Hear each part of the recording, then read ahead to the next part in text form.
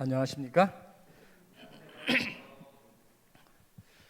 참으로 오랜만에 함께 반가운 얼굴들 또 인사할 수 있고 말은 안 하지만 환영해 주셔서 참으로 감사합니다.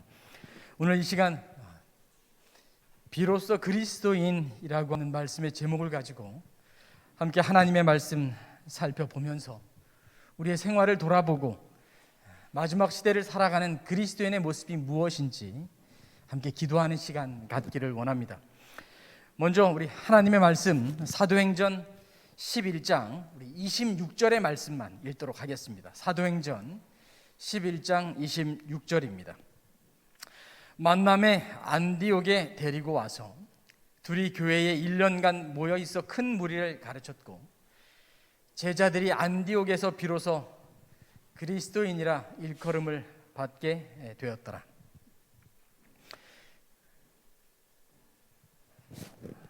지난해 6월 기사입니다. 연합뉴스가 보도한 인식조사였는데요, 천주교 불교인보다 개신교인들을 향한 부정적 이미지가 훨씬 강하다라고 하는 내용이었습니다. 두 번, 세 번 반복해서 말하지 않아도 성도님들이 잘 아시는 내용이기에 그 기사를 상세하게 말씀드리고 싶지는 않습니다. 그런데 좀 특이한 조사가 하나 더 있습니다. 한국교회 봉사단에서 했던 조사 내용을 보면 지역사회에 가장 많이 봉사하는 종교가 무엇이냐라고 하는 조사에 기독교가 가장 많이 봉사하고 그 뒤를 이어서 모르겠다, 그 다음에 천주교 이런 순서로 나옵니다. 또 기독교가 사회봉사에 대하여 하고 있는 사회봉사에 대하여 많은 사람들이 호감이 간다, 또 한편으로는 호감이 가지 않는다.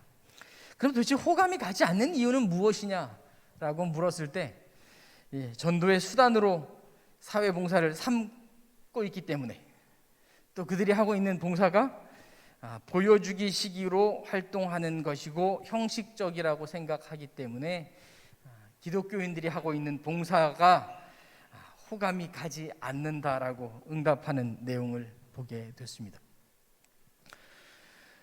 안녕하십니까? 다시 한번 인사드립니다. 강종덕이고요. 보는 것과 다르게 이름은 감동적으로 불립니다.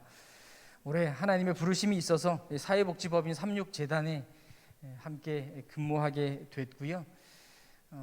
우리 사만립교회로 함께 있을 때부터 또 사회복지 쪽에 일을 하게 됐는데, 어떻게 하다 보니 목회를 하고 있는 지금도 여전히 사회복지 쪽에 일을 하고 있습니다.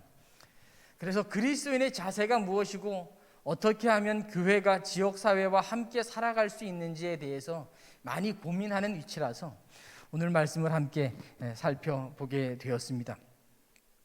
사도행전 11장 26절 첫 시작하면서 말씀드렸던 첫 부분은 바나바가 사도 바울, 그의 이름이 바울로 바꾸기 전인 사울을 찾아서 이 안디옥에 데리고 옵니다.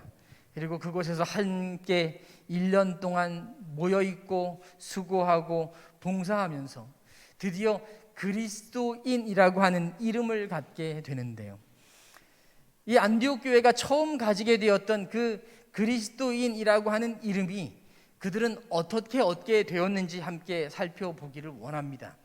사도행전 11장에는 너무나도 짧게 그들이 살았던 이야기를 하고 있지만 그 안디옥에 세워진 그 교회의 삶은 사도행전 2장으로부터 시작해서 10장까지 이어지는 초대 교회의 삶을 그대로 답습했음을 확인하여 알 수 있습니다. 그래서 사도행전 2장부터 나오는 교회의 모습들을 보면서 오늘 우리가 잃어버리고 있는 그리스도인의 모습이 무엇인지 함께 살펴보기를 원합니다. 첫 번째로 살펴볼 말씀은 사도행전 2장 1절로 3절, 우리가 다 잘 아시는 것처럼 교회하면 이것이 있어야 합니다. 무엇이 있어야 합니까? 교회하면 무엇이 있어야 돼요? 성령이 있어야 합니다. 교회는 건물이 있는 것도 아니고요, 교회는 성도가 먼저 있는 것도 아닙니다. 교회에 가장 먼저 필요한 것이 있다면 그것은 삼위 하나님의 한 분으로 이 교회를 잉태하고 출생하여 낳은 성령 하나님이 그 교회 안에 있어야 합니다. 사도행전 2장 1절로 3절에 보면 오순절 날이 이름에 그들이 다 같이 한 곳에 모여 있었다라고 합니다. 그리고 그 모인 곳에 무엇이 임했어요? 성령이 임하셨습니다. 성령이 어떤 모습으로 임했죠? 성경절에 있는 그대로 하늘에서 바람 같은 소리가 휙 불더니 그들의 각자의 머리 위에 무엇이 있습니까? 무엇이? 불의 혀처럼 갈라지는 것들이 보여서 각 사람 위에 하나씩 임하여 있고 그들이 방언을 말하기 시작했습니다. 그럼 하나 더 묻겠습니다. 그 성령의 임재의 모습은 얼마 동안 지속되어 있었을까요? 1시간? 한 주일? 한 달? 얼마일까요? 그것이 얼마나 지속됐는지 알지 못하지만 그 성령의 임재는 분명 그 초대 교회의 성도들의 삶 가운데 내재되어 나타났음이 분명합니다. 모든 교회는 성령의 임재를 통하여 잉태되어지고 만들어집니다. 오늘 우리 별내교회 성도님들 와서 앉아있는 이 교회도 무엇으로 잉태되었어요? 성령 하나님으로 잉태되었습니다. 우리가 함께 몸담고 있는 제7일 안식일 예수재림교회가 어떻게 잉태되었습니까? 성령의 선물을 통해서 잉태되었습니다.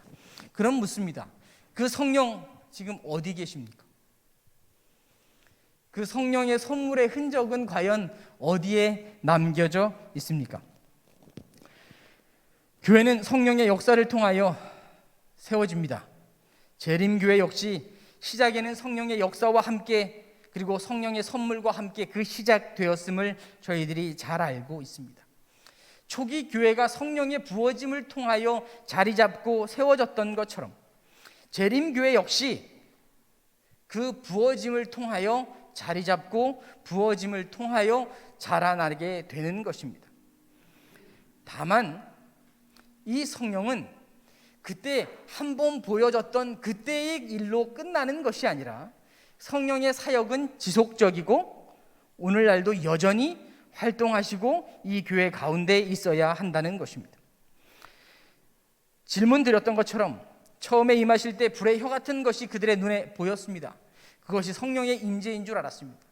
오늘날 우리의 머리 위에 성령의 이 갈라지는 불꽃 같은 것이 보이십니까? 그러면 성령 없으신 거네요. 아닙니까? 우리는 자주 보여지는 것에 집중합니다. 그런데 그 머리 위에 있었던 불꽃은 매일 보이는 것도 아니었습니다. 다만 그들에게 주어졌던 성령의 임재 그리고 그 성령을 통하여 주어진 선물들이 그들의 삶에 그대로 녹아져 있을 때 초대교회는 자리 잡게 되었습니다. 재림교회가 그 처음 성령의 선물로 잉태되었고 자라나갔다 그러면 오늘날 그 성령의 선물은 어디에 있습니까? 하나님께서 주신 그 첫사랑, 첫 성령의 불꽃이 우리 모든 성도님들의 삶에 넘쳐나게 되기를 간절히 바랍니다. 예언의 신이 이렇게 많습니다. 예언의 신 사이트에 들어가시면 핸드폰으로 볼 수 있는 예언의 신 종류입니다. 제가 쭉 스크린샷을 잡아서 한번 올려놔 봤어요. 이것 외에도 다 많죠. 이거 다 읽어보신 분? 제가 이렇게 질문 드리지만 저도 다 읽었습니다 말할 수 있을까요? 한두 권 빠져 있는 것들이 분명 있습니다. 성도님들께 말씀드립니다. 그 첫 성령의 불꽃이 우리들의 삶에서 꺼지지 않게 하시게 되기를 간절히 바랍니다. 특별히 대총회가 부흥 프로젝트의 하나로 여러분들 가지고 있는 핸드폰을 통해서 말씀을 찾아 읽고 날마다 들을 수 있도록 제공하고 있습니다. 아침 8시만 되면 카톡으로 알림 오시죠? 요거 다 가입하고 계십니까? 이게 뭔지 모르시죠? 네. 오늘 아침에 요 사이트 들어가서 카카오톡 친구에 몇 명이 추가되어 있나 봤더니 전국 재림교회 교인 가운데 185명 등록되어 있습니다. 말씀이 없어서가 아니라 말씀이 주어지고 성령의 선물이 여전히 부어지고 있음에도 불구하고 우리는 관심이 없습니다. 마지막 시대는 그리스도인들이 하나님의 말씀에 대하여, 하나님의 성령의 선물에 대하여 관심이 없어짐으로 인해서 그들의 자리를 잃어버리게 될 것이 정말 분명하게 보입니다. 예배 시간이니까 지금은 하지 마시고요, 여러분 카톡을 딱 펴신 다음에 카톡 위에 돋보기를 꾹 누르시고 부흥 프로젝트 이렇게 치시면 친구 찾기 이렇게 추가됩니다. 이렇게 다른 거 아니에요. 오른쪽에 이렇게 플러스 표시 한 번만 누르시면 매일 아침 8시에 카톡이 옵니다. 이렇게 누르시면 읽어줘요. 쭉 읽어줍니다. 우리들의 삶에 하나님의 말씀이 끊이지 않게 되고 성령의 선물이 끊이지 않게 되기를 간절히 바랍니다. 사도행전 55페이지에 끊임없이 새로운 은혜의 공급을 받는 사람만이 매일의 필요에 알맞은 권능과 그 권능을 사용할 능력을 받을 것이다.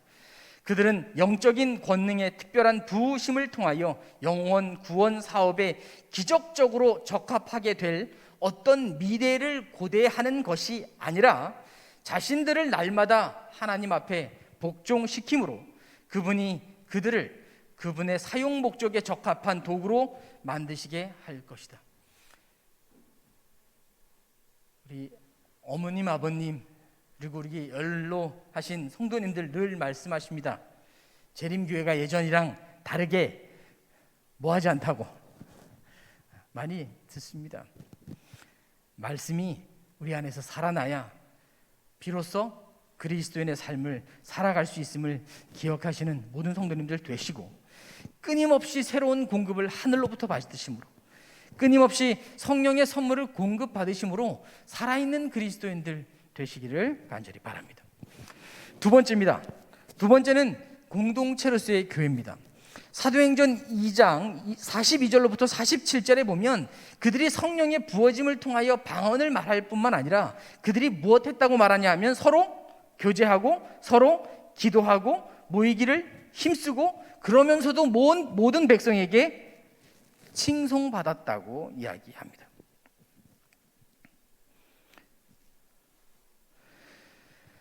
그들은 칭송받는 교인이었습니다. 그 칭송받는 이유는 무엇이었을까요? 사귐이었어요. 그들은 정말 사귈 수 없는 사람과 함께 했습니다. 무엇을 가지고요? 성령의 선물을 가지고요. 그러면 오늘날 모인다라고 하는 일들에 대하여 우리가 자유롭습니까? 지금 오랜만에 성도님들 앞에 인사드리는데도 불구하고 얼굴에 반은 가리고 이 앞에 서 있는 게 죄송합니다. 왜죠? 코로나 때문에 그렇습니다. 이 어려운 시절에 모이라 그러면 칭찬 들을까요? 칭송 받을까요? 교회가 모인다 그러면 다들 고개를 설레설레 졌습니다. 모이라고 해도 큰일 납니다. 그런데 기억하셔야 됩니다. 인간관계란 서로 관계를 맺고 살아간다는 것이란 방식이 아니라 관심입니다. 어떻게 만나야 한다는 것이 아니라, 방법에 있는 것이 아니라 관심에 있다는 사실을 기억하셨으면 좋겠습니다. 서로 관심이 있고 서로 사랑하는 사이라면 코로나가 아니라 전쟁이 터져도 같이 있을까요? 같이 있습니다. 온 교회로서 함께 모이라고 말씀드리는 것이기도 하지만 한편 서로의 문제들을 살펴보고 함께 돌보고 함께 연락하고 관계를 가지고 있는 그런 관심의 모임들을 가졌으면 좋겠습니다. 그 하이글과 암스트롱이 쓴 넷게인이라고 하는 이 사회적 네트워크에 관련된 논문에 보면 이 사이버 공간의 특성들을 설명을 하면서 익명성과 직지성, 공동체적 특성, 수평적 관계 이런 특성들을 가지고 있다 그래요. 뭐 공부하는 시간 아니니까 관심 있으면 좀 살펴보셔도 되고. 그런데 이 사이버 공간 안에도 반드시 무엇이 존재하냐 하면 공동체라고 하는 것이 존재합니다. 그 공동체에는 4가지 유형이 있는데 첫 번째 유형은 무엇인가 하면 내가 물건을 사려고 관계 맺는 방식이에요. 핸드폰으로 쇼핑합니다. 물건 사요. 그렇죠? 무엇인가 거래하고 매매하죠. 이것이 이 거래 공동체입니다. 두 번째는 뭐냐 하면 관심 공동체예요. 핸드폰 보고 아이들이 하루 종일 무엇인가 들여다보고 쓰고 하는 이유는 무엇일까요? 그들이 관심 있는 것이 인터넷 안에 있기 때문에 그렇습니다. 세 번째로 이 환상 공동체라 그래서 현실에선 이룰 수 없는 것들을 이루기 위하여 사이버 공간을 찾아갑니다. 그리고 그것을 대리만족해요. 제가 오늘 성도님들께 말씀드리고 싶은 사이버 공동체의 유형 가운데 정말 중요한 것 하나, 그것은 바로 관계 공동체인데, 관계 공동체란 우리들이 연대의식을 바탕으로 이미 알고 있는 사람들끼리 뭘 갖는 거냐 하면 사이버 공간의 만남들을 가지게 되고 그 만남을 확장해 가는 것을 이야기합니다. 이 공간을 확장시키려면 한 가지 꼭 필요한 게 있어요. 그것이 바로 오프라인의 연대입니다. 서로 얼굴 보고 아는 사람들끼리의 연대예요. 모르는 사람과 카톡한다 그러면 오래 될까요? 안 될까요? 안 되죠. 낯선 사람하고 전화통화하면 오래 할까요? 안 할까요? 하고 싶어도 못하게 되죠. 그런데 우리가 교회 안에서 서로 관심을 가지고 연락하고 만남의 기회들을 넓혀간다 그러면 그 관계는 더 깊어질 수 있고 인터넷 속에서도 사이버 속에서도 더 확대될 수 있음을 말씀드리고 싶습니다. 오늘날 코로나 때문에 다른 사람 만나는 거 힘든 거 압니다. 그래서 교회에서 모이는 것도 될 수 있으면 피하자고 얘기합니다. 그런데 기억하십시오. 우리는 어디에 가 있든지 이미 교회입니다. 우리 모든 성도님 하나하나는 다 교회입니다. 그 교회가 또 다른 교회와 만나서 하나님의 사랑 이야기하고 한 주 살아간 삶을 이야기하고 그 가운데서 우리를 지키신 하나님에 대하여 나눈다면 모이는 것이 문제가 아니라 또 다른 공간을 통해서 하나님의 나라가 확장될 수 있음을 기억하셨으면 좋겠습니다. 이 공동체로서의 교회를 다른 측면으로 한번 살펴보면 그것은 42절로부터 47절 사이에 먹는 얘기가 참 많이 나옵니다. 떡을 떼며 집에서 떡을 떼며 음식을 먹고. 그래서 예전 공동체 하면 뭐 하는 동네였어요? 먹는 동네였어요. 먹어야 했어요. 그래서 성도님들 안식일 오후에 항상 뭐 했을까요? 오랫동안 남아서 담화 나누고 이야기하고 활동하고 저녁도 어디서 먹고? 교회에서 먹고. 교회에서 식사해 보신 지 하도 오래돼서 기억도 잘 안 나시죠? 네. 저도 지난해에 송우리교회 발령받아서 1년 동안 있다가 왔는데 1년 동안 성도님들이랑 식사를 단 한 번도 못하고 또 옮기게 됐습니다. 너무 죄송하더라고요. 그러면 여기 먹는다라고 하는 것 무엇을 의미하는 걸까요? 이 먹는다는 것에 관심이 있어서 이 유대인의 밥상머리 교육이라고 하는 책이 한번 나온 적이 있었습니다. 4, 5년 정도 됐어요. 이 밥상머리 교육이라고 하는 거에 사람이 관심을 많이 끌다 보니까 이 밥상을 참 중요하게 여기는 사람들이 하나 더 있어요. 그게 무엇인가 하면 이 조선 사람들의 밥상머리 교육이라고 하는 책입니다. 그래서 이 밥상머리가 자녀 교육에 참 좋구나라고 사람들이 인식하고 심지어 어디까지 이 교육부의 10가지 이 밥상머리 교육 지침이라고 하는 내용까지 지침으로 내려주고 학생들이 보고 가정 안에서 이 내용들을 실천하도록 하게 되었습니다. 그런데 정말 중요한 건 이 밥상머리 교육에 정말 중요한 건 무엇을 먹느냐, 먹을 때 모이느냐 마느냐의 관점이 아니라 서로 존중하고 서로 베풀고 서로 성장시키기 위해 모였다는 데 있습니다. 공동체는 먹기 위한 존재가 아니라 공동체는 성장하기 위한 것입니다. 실제적으로 유대인들의 공동체는 그들이 일주일에 한 번 정해진 시간에 모여서 밥 먹어 이게 중요한 게 아니라 그들이 하나님 안에서 성장하기 위하여 안식일을 맞이하는 그 시간, 금요일 안식일이 시작되는 그 시간에 온 가족이 모여서 한 주의 삶을 서로 돌아보고 이야기하게 하고 자녀들의 삶을 격려하고 우리들을 지킨 하나님에 대하여 이야기 나누는 자리, 그렇기 때문에 그것이 유대인들의 밥상머리 교육이었습니다. 우리 공동체도 마찬가지로 뭐 해야 합니까? 성장해야 합니다. 자라가야 합니다. 우리 공동체를 통하여 서로 만나고 연락할 때 주제가 뭐여야 돼요? 성장하는 거여야 돼요. 제가 복지관에 있으면서 어르신들한테 성장하셔야 됩니다 이렇게 물어보면 아이고 나이 다 늙어가지고 이제 살 날 며칠 안 남았는데 뭘 더 하라 그러냐고 그러세요. 그러면서도 복지관에서 가르치는 건 다 배우러 오시더라고요. 우리가 압니다. 자라기를 멈추는 건 죽은 겁니다. 자라기를 멈추는 건 죽은 겁니다. 위로 안 크면 어디로도 커요? 옆으로라도 커요. 우리가 하나님의 말씀 가운데에서 자라나도록 공동체를 운영하셨으면 좋겠습니다. 전화해서 자라나지 못하게 이렇게 깎아내는 말 하지 마세요. 서로 뭐 하는 거예요? 자라나게 칭찬하고 격려하고 하나님의 말씀 함께 나누고 그런 공동체가 우리 별내교회 가운데 계속되기를 간절히 바랍니다. 세 번째입니다. 세 번째, 사도행전 3장 1절부터 3절에 보면 그들이 성령을 통하여 함께 공동체를 형성하고 드디어 베드로와 요한이 이 성전에 올라갈 때 미문 옆에 앉아있는 한 사람을 봅니다. 그리고 말하죠. 내게 뭐가 없다? 내게 은과 금은 없거니와 뭘 말한다? 내게 있는 것으로 내게 말한다. 초대교회는 그리스도가 주제가 되는 교회였습니다. 그들은 가진 것은 없었지만 무엇은 있었어요? 예수님은 있었어요. 오늘날 마지막 시대를 살아가는 재림교인도 그런 것 같습니다. 가진 건 솔직히 잘 없습니다. 9시 뉴스를 보건 세상에 돌아다니는 많은 기사를 보건 왜 나는 꼭 저렇게 돈 버는 자리에 없을까? 이런 얘기 합니다. 심지어 시간 지나고 나서 20년 전에 이 별내 땅바닥에 땅이라도 한 모퉁이 안 산 게 뭐냐 이렇게 얘기하고 살아요. 왜요? 그게 하나님의 은혜거든요. 만약에 거기에 이렇게 좀 부를 누릴 만한 상황이 있었다면 과연 내 삶에 하나님이 1순위가 됐을까? 이런 생각도 해봅니다. 우리는 하나님의 은혜 때문에 남은 거라고 뭐밖에 없어요? 그리스도밖에 없어요. 그래서 그리스도인입니다.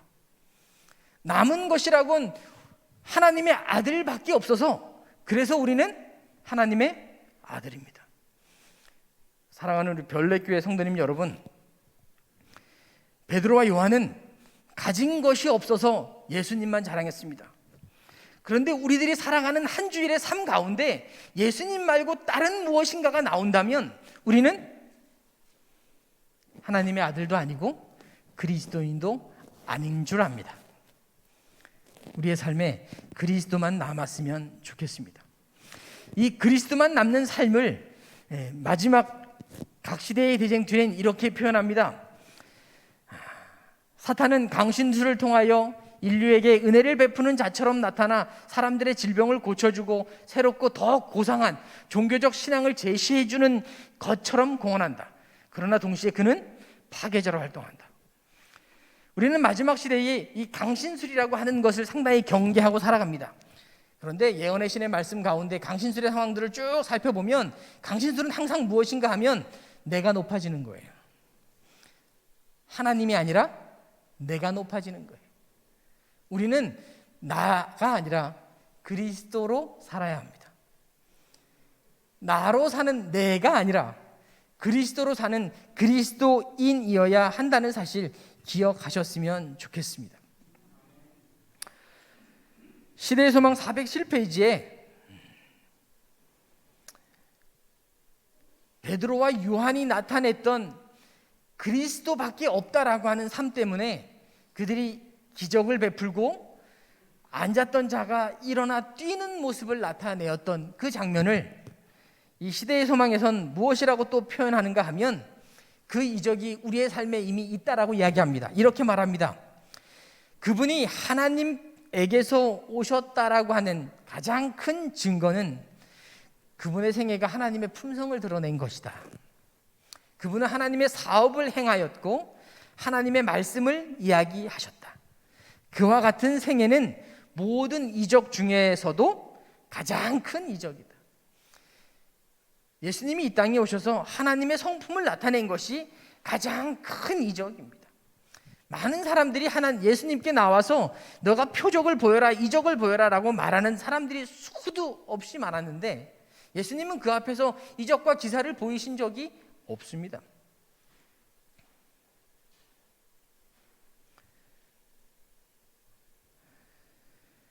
다음 페이지에 보면 완고하고 억센 의지의 지배를 받던 자가 해방을 얻고 하나님의 거룩한 능력의 이끄심에 전적으로 복종할 때 기적은 이루어진다라고 했습니다. 베드로와 요한의 기적이 오늘 우리의 삶 가운데에서도 이루어져야 합니다.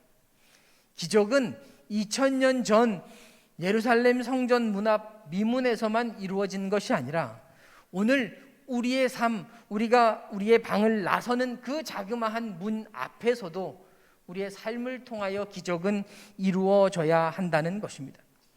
하나님의 말씀을 전함에 있어서 지금 그리고 항상 나타내야 할 표적은 듣는 자들에게 그 말씀을 개심시키는 능력이 되게 하는 성령의 임재다. 이것이 곧 하나님께서 당신의 아들을 거룩한 사명에 대하여 세상에 제시하는 증거다. 이 표적과 기사가 우리 안에 이루어지게 되기를 간절히 바랍니다. 우리는 그리스도가 중심이 되는 사람이어야 해요. 그리스도인이 중심이기 때문에 비로소 그리스도인이 된다는 사실을 기억하셨으면 좋겠습니다. 네 번째입니다.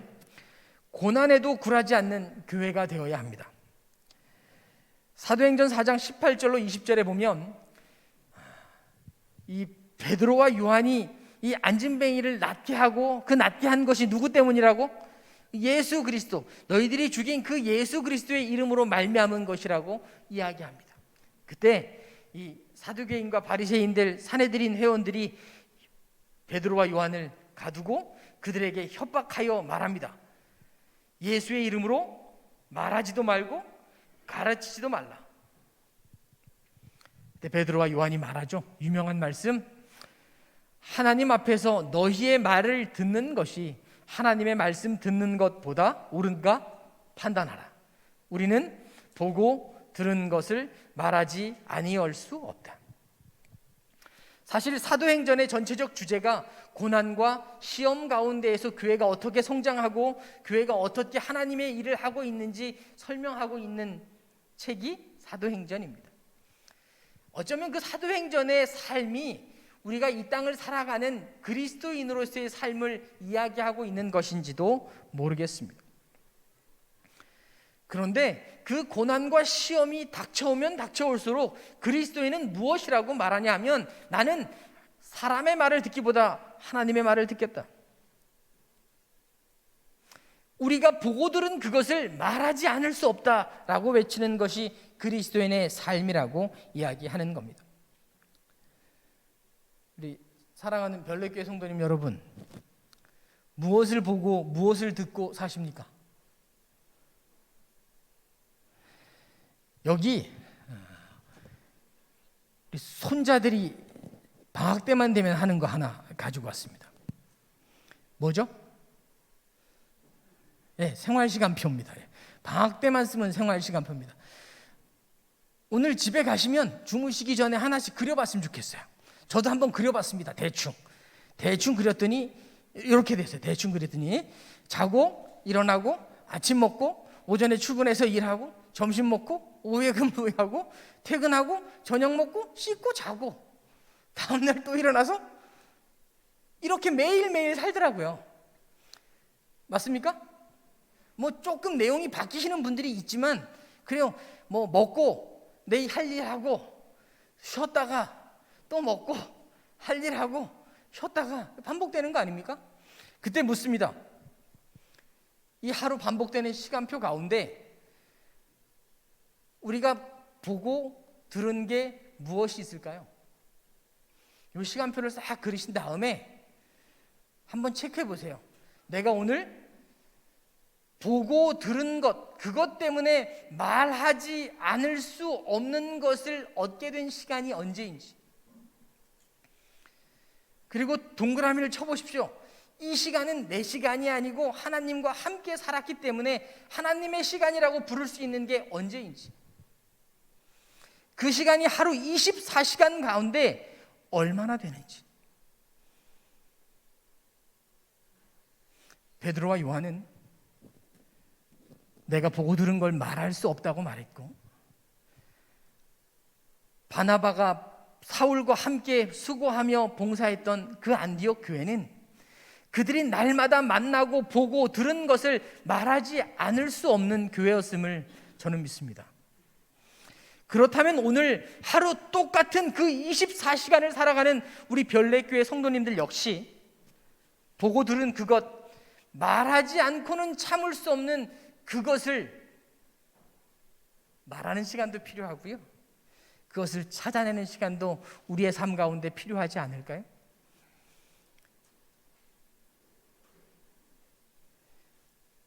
저희 집에 아이들이 벌써 어느 순간 많이 커서 절대 가지면 안 되는 것들을 손에 하나씩 들고 있습니다. 손주들 보시면 다 아시고, 아이들만 그런 게 아니라 이젠 우리 어르신들도 그래서 아침 가장 먼저 일어나면 뭐부터 봅니까? 옛날에는 어르신들 신문부터 본다고 한 소리씩 하셨는데 요즘은 눈만 뜨면 뭐부터 봐요? 카톡부터 보고요, 기사부터 보고, 우리 어린아이들은 일어나자마자 유튜브 동영상부터 봅니다. 하루 맨 마지막에 보는 게 또 뭘까요? 똑같아요. 그거 들고 보고 웃고 하하거리다가 더 이상 이젠 웃을 힘도 없어서 쓰러져 잡니다. 밤새 꿈속에서 뭐 할까요? 어쩌면 꿈속에서도 그 하지 말라고 하는 그거 들고 또 하하거리고 있을런지도 모르겠습니다. 이게 아이들의 일이라고 생각하지 마십시오. 제가 단에 서서 가족의 흉을 보는 건 참 나쁜 일입니다만, 제가 우리 아버지 흉을 좀 하나 보려고 하루는 오랜만에 고향에 내려갔더니 아침에 되게 아버님 피곤해 하시는 거예요. 아버님 어디 몸이 안 좋으시냐고. 그랬더니 옆에 있는 엄마가 이릅니다. 니네 아빠가 어제 안 자고 밤늦게까지 유튜브 봤다. 새벽 1시까지 유튜브 보더라. 뭐 봤을까요? 재밌는 건 안 보세요. 어르신들은 필요한 거 보죠. 그 고추 농사 짓는 유튜브를 3시간짜리를 다 보고 주무셨다고 그러시더라고요. 새벽 1시까지. 웃으시죠? 그럼 우리는 무엇을 보고 무엇을 듣고 살까요?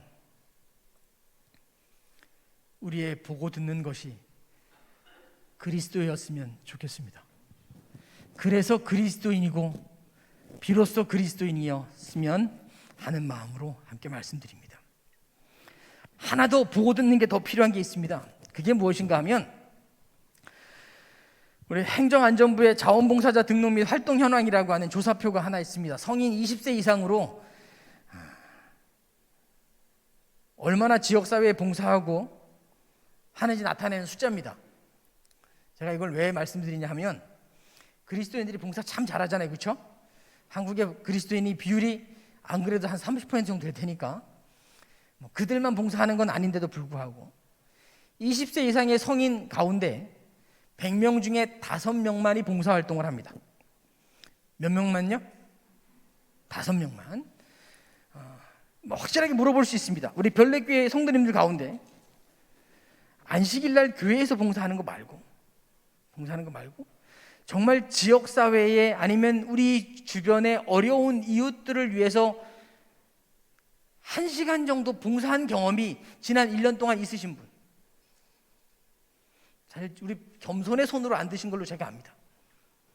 겸손하셔서 이걸 내 자랑하는 것 같아서 안 드시는 줄 알아요. 그런데 하나님의 사랑을 실천하는 경험이 우리의 삶에 없으면 우리 역시 그리스도인일 수 없어요. 보고 들은 걸 말하지 않을 수 없었다 했던 베드로와 요한은 말만 한 게 아니라 실천하고 그렇게 살아가기도 했음을 기억하고 우리도 그렇게 살아가게 되기를 간절히 바랍니다. 마지막으로 사도행전 4장 32절과 5장 4절에 있는 말씀을 보면서 초기 교회 비로소 그리스도인이라고 불리는 사람들은 나눔이라고 하는 것을 통해서 그들의 순결함을 증명했던 교회이라는 사실을 함께 살펴보기 원합니다. 믿는 무리가 한 마음과 한 뜻이 되어 모든 물건을 서로 통용하고 자기의 재물을 조금도 자기 것이라 하는 이가 하나도 없더라. 땅이 그대로 있을 때에는 내 땅이 아니며 판 후에도 내 마음대로 할 수가 없더냐. 어찌하여 이 일을 내 마음에 두었느냐. 사람에게 거짓말한 것이 아니요 하나님께로다. 교회는 하나님의 말씀으로 흥왕했습니다. 그리고 그 교회 안에 서로 필요하고 소모되는 것이 많아서 자신의 것을 팔아서 교회 앞에 두고 가난한 사람, 부한 사람과 상관없이 조금도 자기 것이라 하지 않고 함께 사는 진정한 공동체가 초기 교회 가운데 있었습니다. 그 모습을 보니 한편 부러운 사람이 있었어요. 그래서 나도 내 재산을 팔아서 교회 앞에 두고 함께 헌신하겠노라고 약속한 사람이 있었습니다. 그런데 하나님 앞에 헌신하려고 보니까 뭐예요? 아까워요. 조금 있으면 예수님이 당장 그런 거예요. 예수님이 당장 다음 달 온다 그러면 하나님께 드리는 게 아까울까요? 안 아까울까요? 안 아깝습니다. 아니 한 6개월 뒤에 오신다는 보장만 있어도 하나님 앞에 드리는 게 안 아까워요. 그런데 예수님이 언제 오실지 이게 감이 옵니까 안 옵니까? 안 오니까 드리기가 영 찜찜합니다. 나도 뭐 해야 되니까. 나도 삿입인데 풀칠은 하고 살아야지. 여기 아나니와 삽비라가 그래서 그의 땅 판 돈 일부를 감추어 두었습니다. 그때 베드로가 말합니다. 내가 속인 건 교회라고 하는 사람들이 모인 공동체가 아니라 하나님께야 라고 말해요. 초기 교회는 나눔이라고 하는 것이 생명보다 소중한 교회였습니다.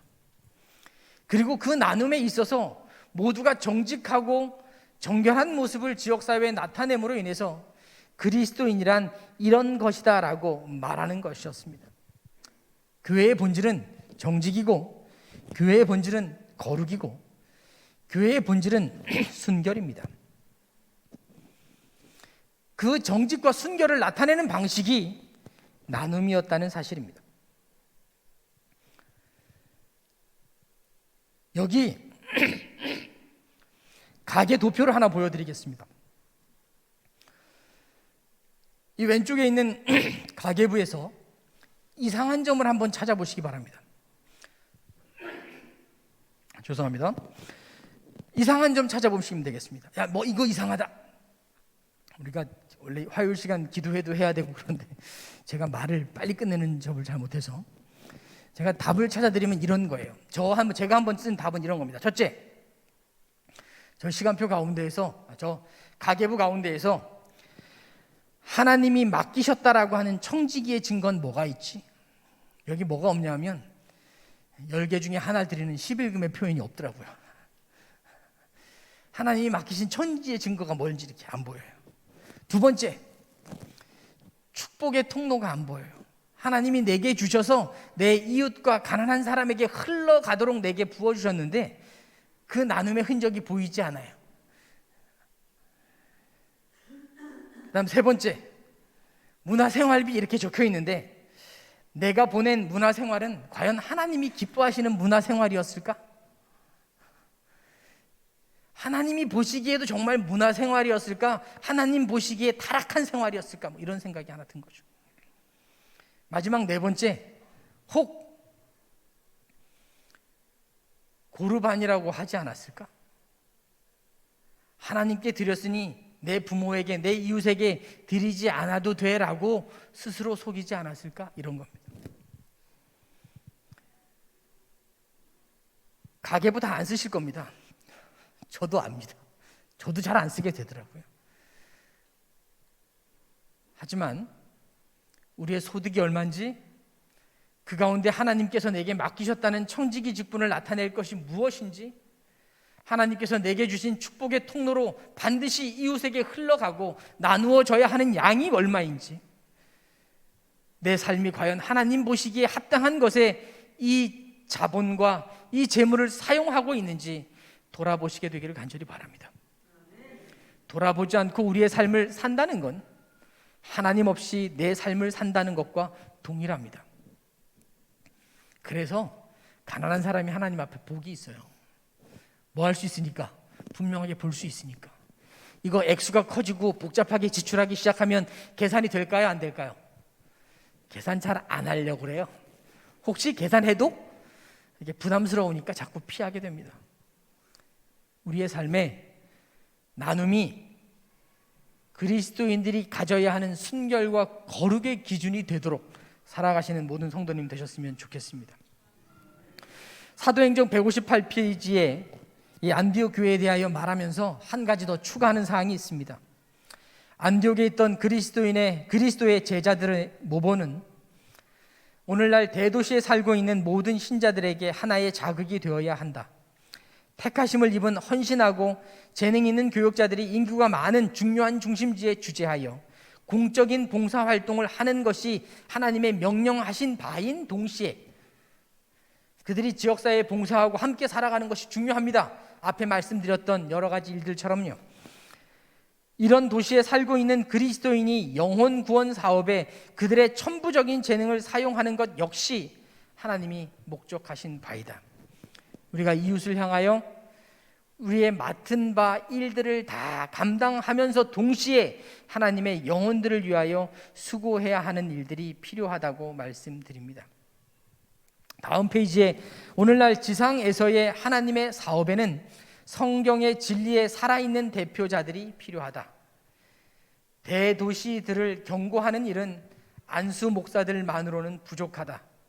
하나님께서는 경고받지 않는 도시의 필요를 채우는 일에 목사뿐 아니라 의사, 간호사, 문서 전도사, 성경고사, 그리고 하나님의 말씀의 지식을 가지고 그분의 은혜의 능력을 알고 있는 다양한 재능의 헌신적인 평신도들을 부르시고 계신다. 우리는 비로소 그리스도인의 삶을 살아야 합니다. 그리고 드디어 그리스도인으로 사는 것이 무엇인지 오늘 함께 살펴보았습니다. 교회증언 3권 382페이지에 지금은 책임자의 자리에 앉아있는 각 사람과 모든 교인들이 성경의 가르침에 따라 자기의 일을 철저히 수행해야 할 때이다. 끊임없이 깨어서 간절히 기도하면서 그리스도와 같은 말과 행실로 하나님이 자기 교회에 바라시는 것이 무엇인지 세상에 보여주어야 한다. 이 말씀 기억하시고 우리는 세상에 드러나서 세상에 보여지는 사람임을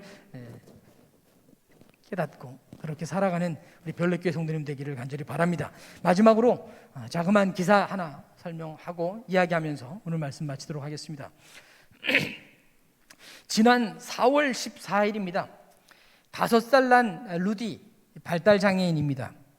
이 루디와 함께 해변을 걷고 있던 엄마 나탈리가 이제 해변에 산책을 마치고 이제 차로 돌아갈 때가 되었습니다. 그런데 이 5살 난 아들 루디가 길바닥에 들어 누웠습니다. 난 집에 안 가겠다고. 장장 1시간 동안 바닥에 누워서 움직이지 않는 겁니다. 그때 길을 가고 있던 이안이라고 하는 한 하이킹 러너가 엄마에게 괜찮다면 내가 아이랑 좀 이야기해봐도 되겠냐고 물었습니다. 그리고 엄마 나탈리가 엄마가 어떻게 할 방법이 없으니까 그래도 괜찮다고 허락을 해줬어요. 그때 이 이안이 바닥에 엎드립니다. 그리고 아이에게 이름이 뭔지 묻고 뭐 하는 건지 묻고 같이 이야기를 나누다가 결국은 화 한 번 내지 않고 이 이안은 5살 루디를 일으켜 세웠고 손을 잡고 엄마 나탈리와 함께 차까지 걸어가면서 대화까지 했어요. 그 뒤에 대화하는 장면을 엄마가 사진으로 찍어서 SNS에 올렸습니다. 아는 사이예요? 모르는 사이예요? 그래요. 5살 난 루디 그냥 일반적으로 설득하고 이렇게 뭐 토론하고 해서 설득이 될 아이일까요? 아닐까요? 아니에요. 저도 발달 장애인이랑 함께 일을 많이 해봐서 압니다. 설명이 안 돼요. 근데 아는 건 딱 하나 있습니다. 저 사람이 나를 정말 좋아하는지 싫어하는지 그건 하나 압니다. 5살 난 누디가 엄마랑 집에 가는 게 싫었어요. 나는 강가에서 더 놀고 싶어요. 1시간을 바닥에 뒹굴고 안 가겠다고 떼쓴 아이예요. 그런데 그 앞에 누가 왔어요? 이안이라는 한 젊은이가 왔어요. 이 모습을 보면서 참 바닥에 누워버린 아들을 보면 화도 나고 승질도 날 만한데 그 가운데 와서 이야기하고 결국은 일으켜 세우고 결국은 어디까지 가게 하는, 집에까지 안전하게 돌아가게 하는 이 이안을 보면서 예수님 생각났어요. 예수님은 2000년 전 이 땅에 오셔서 내가 어디 있는지도 모르고 어디로 가야 할지도 모르는 우리들의 삶 앞에 엎드리시고 우리와 눈높이 맞추시고 도닥도닥 이야기 저 이야기 하면서 결국 우리의 손을 잡고 어디까지 가게? 아버지의 집까지 돌아가게. 예수님이 2000년 전 왔다 가신 그 삶을 우리는 보고 들어 아는데 우리는 오늘 누구 앞에 엎드려 있나요? 우리는 오늘 누구를 닮고 있는지 돌아봤으면 좋겠습니다. 하나님은 우리 곁에 우리와 같은 모습으로 오셨고 그곳이 길바닥이든 방바닥이든 상관없이 우리의 삶을 살아갔고 우리를 영원한 집으로 이끌기 위하여 이 땅에서 희생당하셨습니다. 그리고 그 이름으로 이 땅에서 살라고 우리들을 부르셨는데 우리의 삶은 과연 그리스도를 닮고 있는지, 세상에 똑같이 살아가는 수많은 사람 가운데 한 사람으로 살고 있는지 돌아보시게 되기를 간절히 바랍니다. 그리고 이 시간 이후로 내 모습대로 살아가는 세상의 수많은 사람 가운데 하나가 아니라 내 앞에 엎드리셨던 그 예수님을 닮아서 또 다른 도움이 필요하고 하나님이 필요한 사람들 앞에 엎드려 그들의 삶을 들여다보고 이야기하며 비로소 그리스도인으로 살아가는 저와 여러분 되기를 간절히 바라면서 오늘 말씀 마치도록 하겠습니다.